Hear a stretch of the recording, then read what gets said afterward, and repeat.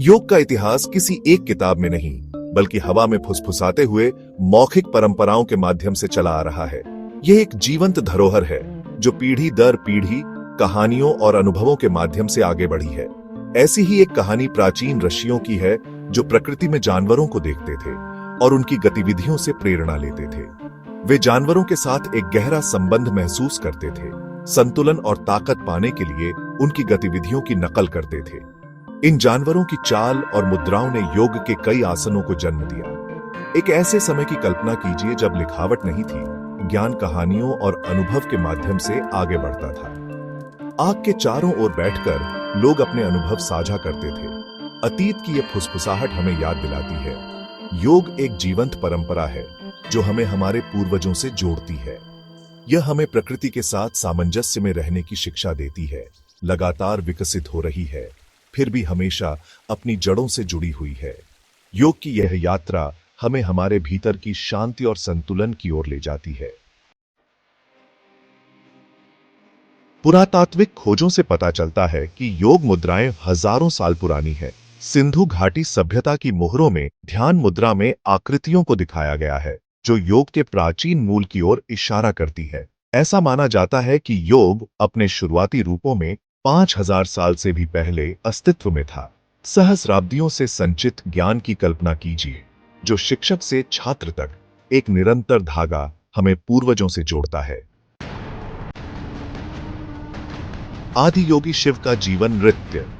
हिंदू पौराणिक कथाओं में शिव को आदि योगी, पहले योगी के रूप में पूजा जाता है, जिन्होंने सात ऋषियों को योग का ज्ञान दिया था। उन्हें अक्सर नटराजासन नृत्य मुद्रा में दर्शाया जाता है, जो सृजन और विनाश के ब्रह्मांडीय नृत्य का प्रतीक है। शिव हमें याद दिलाते हैं कि योग केवल स्थिरता के बारे में नहीं है, बल्कि जीवन के उतार चढ़ाव को अपनाने, अराजकता के भीतर संतुलन खोजने के बारे में भी है। कल्याण का त्रिकोण योग के समग्र लाभ। योग एक समग्र अभ्यास है जिसमें हमारे अस्तित्व के शारीरिक, मानसिक और आध्यात्मिक पहलू शामिल हैं। यह हमें एक संतुलित जीवन जीने में मदद करता है। शारीरिक रूप से यह लचीलापन, ताकत और संतुलन में सुधार करता है। नियमित अभ्यास से शरीर में ऊर्जा का संचार होता है। मानसिक रूप से यह एकाग्रता बढ़ाता है, तनाव कम करता है और भावनात्मक कल्याण को बढ़ावा देता है। यह मन को शांत और स्थिर बनाता है।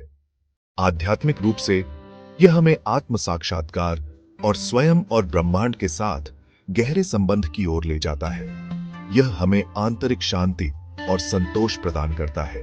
योग केवल व्यायाम नहीं है, यह आत्म खोज की यात्रा है। यह हमें अपने भीतर की गहराइयों को समझने और जीवन के अर्थ को खोजने में मदद करता है।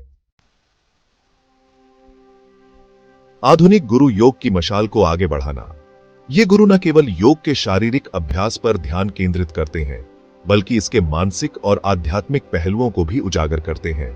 हाल की शताब्दियों में स्वामी विवेकानंद और परमहंस योगानंद जैसे योग गुरुओं ने पश्चिम में योग को पेश करने में महत्वपूर्ण भूमिका निभाई।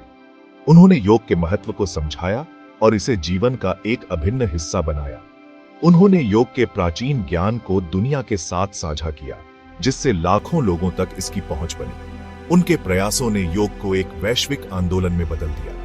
उनकी शिक्षाएं हमें अपनी योग यात्राओं पर प्रेरित और मार्गदर्शन करती रहती हैं। उनके द्वारा सिखाए गए सिद्धांत आज भी प्रासंगिक हैं और हमें आत्म खोज की दिशा में प्रेरित करते हैं। ये आधुनिक गुरु हमें याद दिलाते हैं, योग एक सार्वभौमिक भाषा है जो सांस्कृतिक और भौगोलिक सीमाओं को पार करती है। यह हमें एकजुट करता है और हमें शांति और संतुलन की ओर ले जाता है।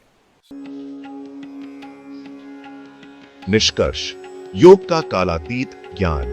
योग आत्म खोज की यात्रा है, एक ऐसा मार्ग जो शारीरिक, मानसिक और आध्यात्मिक कल्याण की ओर ले जाता है।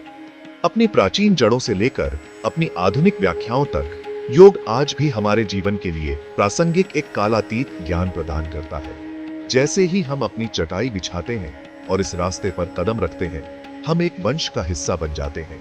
आने वाली पीढ़ियों के लिए योग की विरासत को आगे बढ़ाते हैं।